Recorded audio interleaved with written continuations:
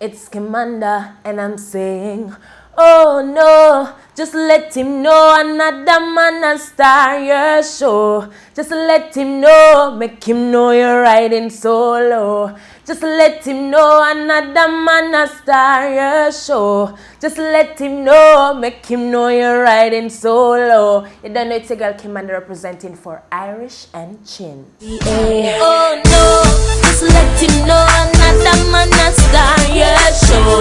Just let him know, make him know you're riding solo. Well, I started music originally from church days, you know, going to church, being on the choir and stuff. And then Rising Star popped up in 2006, where I started, and I came sixth on the Rising Star competition, and that helped me open my way of music, persons knowing me, knowing who is Kimanda, knowing the little girl who grew up in church and coming to Rising Star and broke out and stuff like that. So it gave me a vibes and an energy to pursue my music, and it gave me a lot of exposure. So knowing that people know me already, I chose to enhance on it or grow on it. However, no, it wasn't of my choice to enter the Rising Star. I was home, and then my sister came to me and she showed me a paper showing that the auditions for Kingston and stuff like that. I wasn't aware of what is for the competition. I only know that you have to be 16 and over. Then I was 16 and going to school, so I decided, all right, then I'm going to try, and it turned out well. It was really challenging, you know, because going there, it was at, I believe it was at the stadium. Yes, it was at the stadium, and seeing the amount of persons coming out and stuff like that. Me as a little skinny girl going there, saying, Lord Jesus, hearing so much persons trying out in the alley, on the seats and stuff like that. I was like, geez, I wonder if I'm going to go through with all these people there. And yeah, I went through, and it was hectic because you had to know certain songs for a certain period of time in order for you to perform. If you don't know certain rhythms and stuff, you have time to get to know it. And it was kind of hectic, but it was good. Being the judges coming to comment and stuff like that, you've never been on stage with so much audience looking at you and think, it gave you a lot of experience, but it was kind of hectic. As I told you before, I was the last contestant left representing for Kingston, and yet I was the smallest, me and Susan.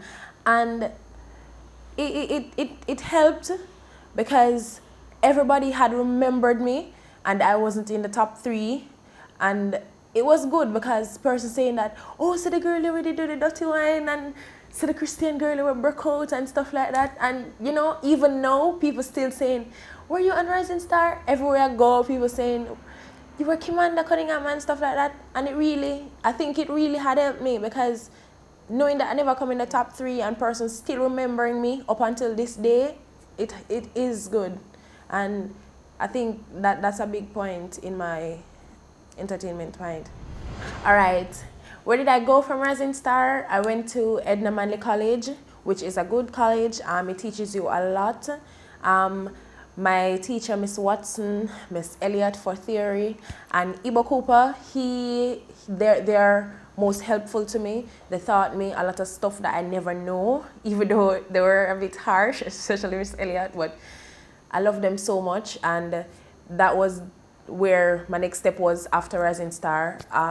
Then after that now, I started settling down a bit, and then I met Neil Roadcrusher, and he started telling me to continue. Well, he never knew that I could sing because he met me at a karaoke, and from there we talked and stuff like that. And then when we met again, he carried me to a studio, and then from there I started singing, which it was a bit nervous. I was a bit nervous, but then I started picking up on it.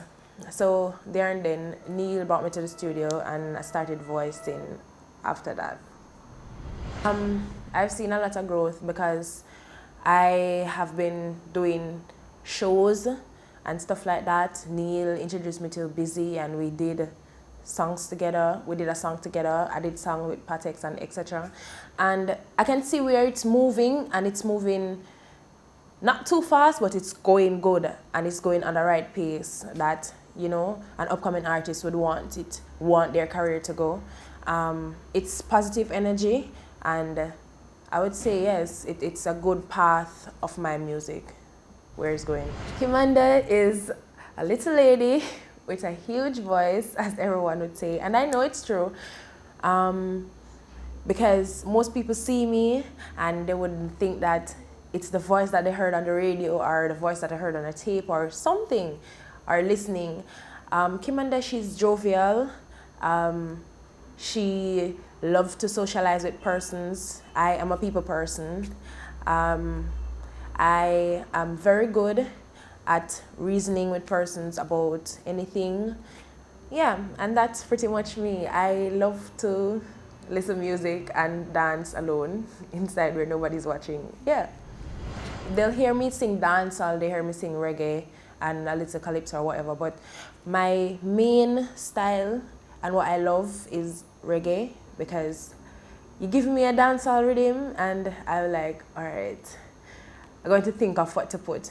And then you give me a reggae rhythm and I jump on it as nothing. You understand? So I'm more of a reggae girl, you know. Give me all the reggaes in the world and I'll bring it out. Wicked. Here you go! In my life, every life you made, I don't know if I can play. Being a female artist, it is not easy, right? And everybody knows that by now. With Kimanda now, as an upcoming artist and being out there, yes, you'll get persons coming to me and, you know, saying that, yes, this is whatever, and they want to do this with me and whatever. But at the end of the day, you realize that it is not all for music, it's more for Kimanda. Well, I would say no. I have Nino Krisha as basically my backbone, because he knows pretty much about the music, and he would normally like tell me what to expect, what not to expect. And as I go on my daily basics meeting new persons in the music, they'll give me a little tip on it, and a little tip here and a little tip there. So it helps me a lot, and I really not much out in terms of for a person to come in at me like that, because Neil is there and I would normally go to him and say, yo, Neil, what do you think about that? I'm not sure. I think maybe it's because it's the thing that is too much struggle in getting across certain stuff down in Jamaica. Say when you love a man, it's good to tell him that you care. Give him all the things he like. Tell him things he's never hear. Lingerie, red roses, champagne popping. Girl, let down your hair. Baby, let me, ooh, baby, I want to let you know I care. And baby, I want you know I'm always here. Baby, you are the reason I still care. Baby, let you. You don't know it's a girl, Kimanda. Thank you.